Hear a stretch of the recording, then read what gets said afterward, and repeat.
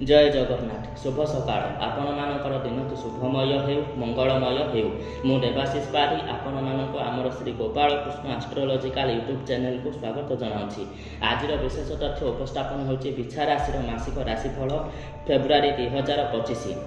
बिछा राशि जन्मित व्यक्तिविशेष मानक एही मासटी शुभाशुभ मिश्रित मध्यम धरणर फल प्रदान करिब।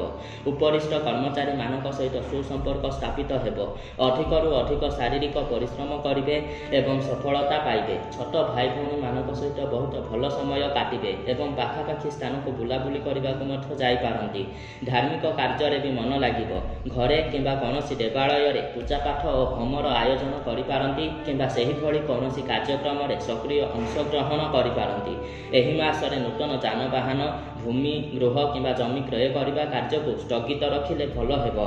मांकर सेवा करंतु एवं मांकर आशीर्वाद ग्रहण करंतु। बहुत भलरे मासटी अतिबाहित हेबो। आर्थिक संकट मुंड व्यथार कारण होइपारे। ऋण आकार में आनिथिबा धन को फेरस्त न करिपारिबा हेतु असुविधारे घांटी होई पारंती। तेणु धनवृद्धि यंत्रर प्रयोग करंतु एवं जगी रखी धनर व्यवहार करंतु। कर्मक्षेत्र में सहकर्मी माने विभिन्न बाधा उत्पन्न करिपारंती। शारीरिक असुस्थता अनुभव करिपारंती। जॉइंट पेन एवं बैक पेन भली समस्या देखा देई पारे। तेणु आसन प्राणायाम व्यायाम द्वारा निजको सुस्थ रखंतु एवं आवश्यक स्थले डॉक्टरंकर परामर्श नियंतु।